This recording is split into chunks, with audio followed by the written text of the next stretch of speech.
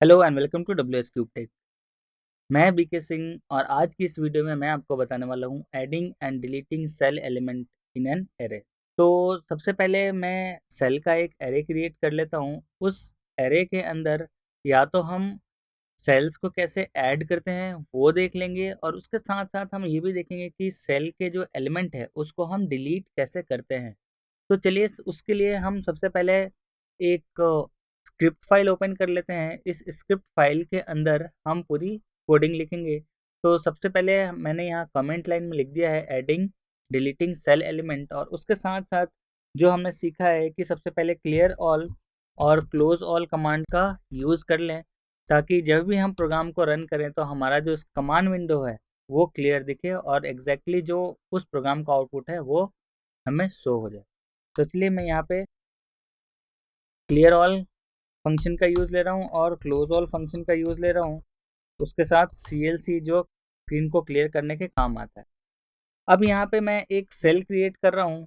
तो cell create करने के लिए हमें कर्ली ब्रेसेस का यूज़ करना पड़ता है। तो C मैंने लिया है। C क्या रिप्रेजेंट कर रहा है? हमारा सेल। और ये हमारा कर्ली ब्रेसेस रिप्रेजेंट करेगा कि हम यहाँ इसके अंदर हम सेल क्रिएट कर रहे हैं। तो इसके अंदर अगर मैं एलिमेंट डालता हूँ तो 1, 2, 3, फिर इसके अंदर मैं अगर डालता हूँ 4, 5 एंड 6 और इसको क्लोज कर देता हूँ और एंटर करता हूँ। एंटर हम करेंगे तो यहाँ पे रन नहीं होगा क्योंकि हम फाइल के अंदर हैं। तो फाइल के अंदर हमें रन करने के लिए इस रन बटन पे प्रेस करना पड़ेगा। तो जैसे ही मैंने रन बटन प्रेस किया, आप देखिएगा यहाँ पे जो वर्क स्पेस है, वर्क स्पेस के अंदर हमारा जो सी वेरिएबल है वो हमारा कर्ली ब्रेसेस के अंदर से हो रहा है। इसका मतलब ये सेल एलिमेंट है।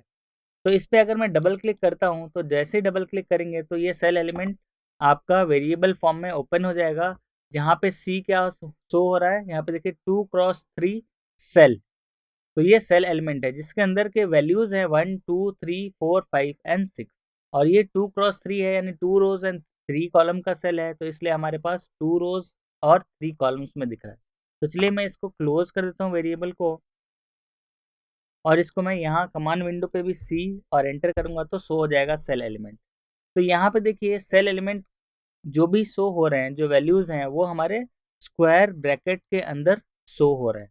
तो यहाँ पे जो हमारे एलिमेंट थे 1 to 6 तक, जैसे 1 to 3 तक हमारे क्या थे फर्स्ट रो में, और सेकेंड रो में हमारा 4 to 6 तक है। तो ये सारे एनक्लोज विथ स्क्वायर ब्रैकेट आ गए। इसका मतलब है ये सारे के सारे सेल एलिमेंट है। हमने ये प्री डिफाइन सेल ले लिया है जो 2x3 का है।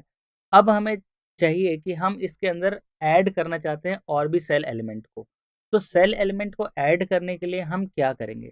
तो हमें पता है कि इसकी साइज़ है वो 2x3, यहाँ से पता चल गई। अगर मैं चाहता हूँ कि 2x3 जो ये है 2 रोज एंड 3 कॉलम, मैं यहाँ पे चाहता हूँ कि 3x3 यानी third row and third column पे कोई वैल्यू ऐड हो जाए।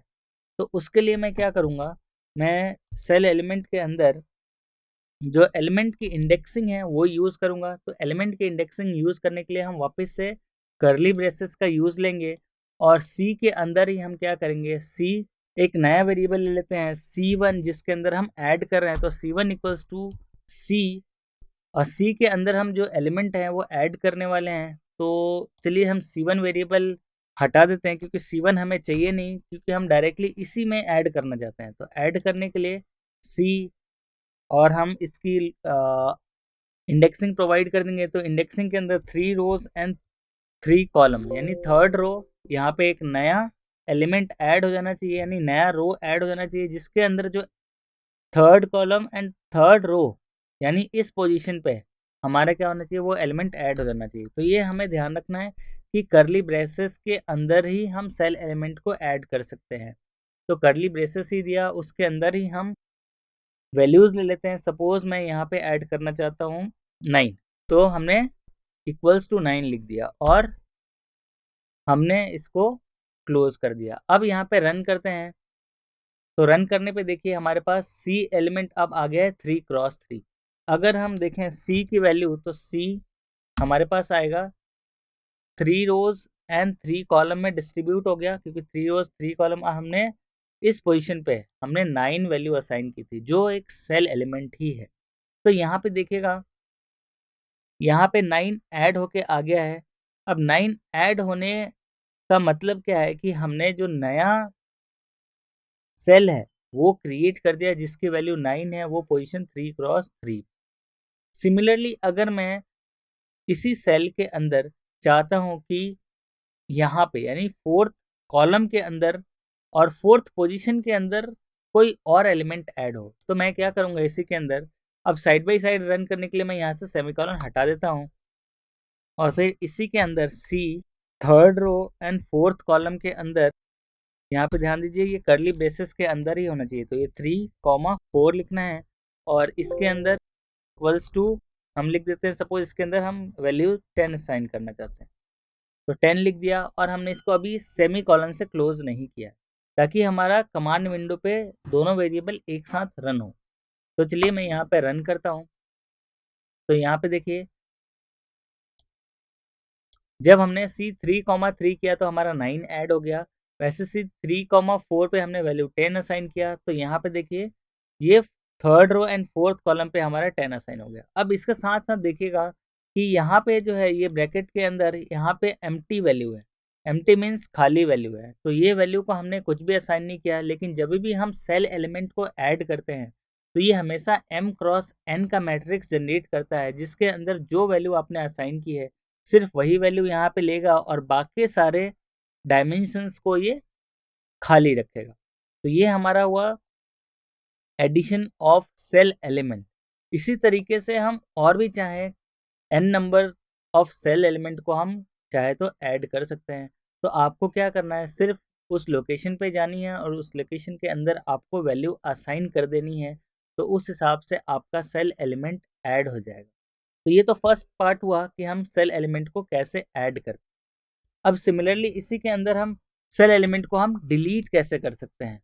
तो सेल एलिमेंट डिलीट करने के लिए हमें क्या करना पड़ेगा कि यही जो सेल एलिमेंट है उसके अंदर अब हम क्या करेंगे, असाइन कर देंगे सी और ब्लैंक एलिमेंट, यानी इस पोजीशन के अंदर अब सी की वैल्यू हमारे पास क्या है। अब मैं इसको फाइल के अंदर नहीं, मैं इसको अब कमांड प्रॉम्प्ट पे ही रन करूंगा ताकि आप लोगों को स्टेप बाय स्टेप समझ में आ जाए, ताकि एप्लीकेशन हम डायरेक्टली फाइल के अंदर इम्प्लीमेंट कर सकें। तो चलिए डिलीट करने के लिए मैं यहाँ कमांड विंडो पे ही मैं इसको रन करता हूँ। तो देखिए अगर मुझे कोई एलिमेंट डिलीट करना हो, सपोज सी मैं ले रहा हूँ 3 रोज एंड 3 कॉलम और इसको मैंने कर्ली ब्रेसेस में ही लिया है ताकि ये सेल एलिमेंट को ही मुझे डिलीट करना है। तो 3 रोज एंड 3 कॉलम यानी कि हमारे पास 9 आ रहा है और इक्वल्स टू हम जस्ट यहाँ पे एम्प्टी लिख देंगे। लिखने का मतलब हम एम्प्टी वैल्यू से असाइन कर देंगे और एंटर करते हैं।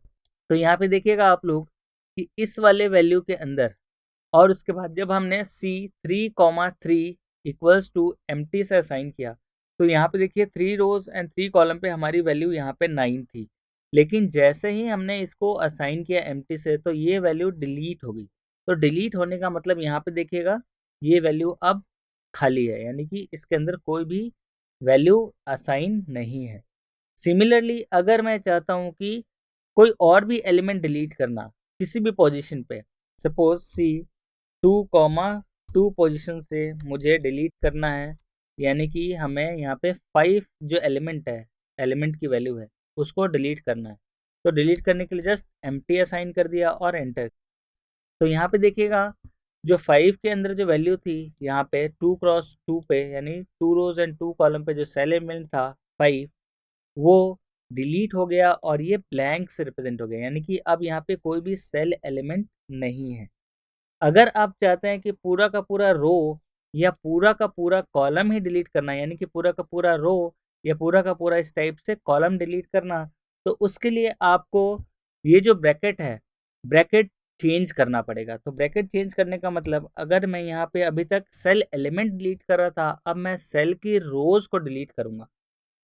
तो सेल की रोज डिलीट करने के लिए मैं यहाँ पे लूँगा सपोज सी थर्ड रो में डिलीट करना चाहता हूँ, ये वाला रो पूरा का पूरा, और कॉलम कितने हैं 1 to 4 लिख सकता हूँ या फिर कॉलन लिख सकता हूँ। कॉलन मतलब सारे कॉलम्स, यहाँ पे अगर ये नंबर ऑफ रोज रिप्रेजेंट कर रहा है, ये नंबर ऑफ कॉलम, तो मैंने थर्ड रो लिया और सारे कॉलम्स लिए।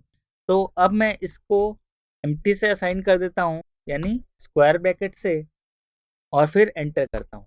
तो यहाँ पे देखिएगा इस वाले वैल्यू में और इस कमांड के रन होने के बाद इस वाले वैल्यू में, तो देखिए यहाँ पे जो पूरा का पूरा थर्ड रो है वो डिलीट हो चुका है, यानी कि जस्ट हमने ब्रैकेट चेंज किया, उस ब्रैकेट के हिसाब से हमारा जो एलिमेंट था वो पूरे के पूरे मैट्रिक्स से ही डिलीट हो गए, यानी सेल के मैट्रिक्स से डिलीट हो गए। तो यहाँ पे देखिए पहले क्या था हमारा पहले 3x4 था, अब आया हमारे पास 2x4 का सेल एलिमेंट। सिमिलरली यहाँ पे देखिए 2x4 का सेल एलिमेंट है, इसको और मैं डिलीट करना चाहूँ, यानी सिर्फ और सिर्फ अब मैं फोर्थ कॉलम को डिलीट करना चाहता हूँ। तो फोर्थ कॉलम को डिलीट करने के लिए मैं क्या करूँगा, सी और इसके अंदर मैं करली ब्रेसेस का यूज़ करूँगा। अब करली ब्रेसेस यूज़ नहीं करना है, करली ब्रेसेस जब यूज़ करना है जब मुझे सेल के एलिमेंट डिलीट करने हैं। अब मैं यहाँ पे पूरे सेल के कॉलम को डिलीट करने जा रहा हूँ। तो पूरे सेल के कॉलम को डिलीट, यानी कि इस वाले कॉलम को डिलीट करना है मुझे, यानी कि फोर्थ कॉलम। तो यहाँ पे मैं देता हूँ पोजिशन, ऑल रोज के लिए हम कॉलन लगाएंगे और फिर कौन सा कॉलम, तो दैट इज फोर्थ कॉलम, और इसको हमें असाइन करना है स्क्वायर ब्रैकेट से। इसका मतलब क्या हुआ कि ये वाला जो कॉलम है ये पूरा का पूरा डिलीट हो जाएगा। तो चलिए मैं यहाँ पे एंटर करता हूँ। तो एंटर करते ही ये रन हो चुका है और यहाँ पे देखिए इस वाले में से हमारा ये जो फोर्थ वाला पोजीशन था कॉलम का वो पूरा का पूरा डिलीट हो चुका है। तो इस तरीके से हमारे पास सी की जो वैल्यू आई है वो 1 2 3 4 एंड 6 आया है। तो ये हमने देखा कि हम कैसे number of rose and element को कम या डिलीट कर सकते हैं यूजिंग दिस नॉर्मल ब्रैकेट, और सेल के एलिमेंट को कैसे डिलीट या ऐड कर सकते हैं यूजिंग कर्ली ब्रेसेस। तो कर्ली ब्रेसेस का और नॉर्मल ब्रेसेस का बहुत ही इंपॉर्टेंट एप्लीकेशंस होता है मैटलैब के अंदर, क्योंकि कर्ली ब्रेसेस रिप्रेजेंट करेगा आपके सेल एलिमेंट को और जो नॉर्मल ब्रैकेट है वो रिप्रेजेंट कर रहा है आपके मैट्रिक्स के डायमेंशंस को।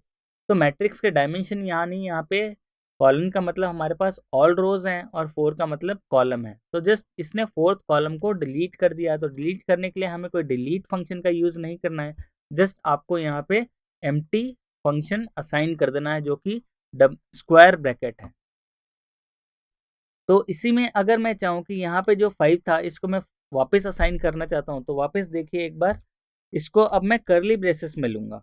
तो करली ब्रेसेस में second rows and second column, तो 2 रोज और सेकेंड कॉलम के अंदर हमें क्या असाइन करना था वापस 5। यहाँ पे हम 5 असाइन कर देते हैं वापस। तो इक्वल्स टू अगर मैं 5 लिखता हूँ और फिर रन करता हूँ तो यहाँ पे देखिए हमारा जो ये एम्प्टी वैल्यू ऑफ सेल था उसके अंदर 5 असाइन हो चुका है। तो इस तरीके से हम क्या कर सकते हैं कि नंबर ऑफ सेल एलिमेंट को ऐड या फिर डिलीट कर सकते हैं। उसके साथ साथ नंबर ऑफ सेल एलिमेंट में सेल की साइज को हम बढ़ा या घटा सकते हैं। उसके साथ साथ बढ़ाने का मतलब ऐड और घटाने का मतलब हम डिलीट कर सकते हैं। तो इस तरीके से हम सेल को ऐड या डिलीट कर सकते हैं या सेल के एलिमेंट को ही पूरा ऐड या डिलीट कर सकते हैं।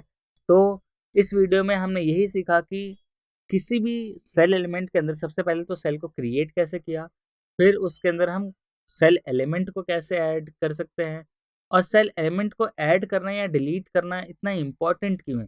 इम्पॉर्टेंट इसलिए है कि अगर मैं चाहता हूँ कि पूरा का पूरा मैट्रिक्स, सपोज बड़े साइज का मैट्रिक्स के अंदर हमारे पास सेल एलिमेंट हो, हम चाहते हैं कि कुछ सेल एलिमेंट जो एब्रप्ट आउटपुट या एब्रप्ट वैल्यूज़ दे रहे हो जो कि हमें नहीं चाहिए, तो उसको हम इजीली जाके डिलीट कर सकते हैं इंस्टेड ऑफ पूरा का पूरा सेल डिलीट करने से। तो सेल के एलिमेंट को हम इजीली डिलीट कर सकते हैं या उसको रिप्लेस करने के लिए हम उसके अंदर ऐड भी कर सकते हैं। तो इस तरीके से हमारा ये एप्लीकेशन इमेज प्रोसेसिंग और सिग्नल प्रोसेसिंग दोनों में काम आता है। तो ये बहुत ही इंपॉर्टेंट कंसेप्ट है कि हम सेल एलिमेंट को कैसे ऐड और डिलीट करते हैं। तो चलिए इस वीडियो में हम इतना ही रखते हैं, मिलते हैं अगले वीडियो में कुछ और टॉपिक्स के साथ। तब तक के लिए थैंक यू।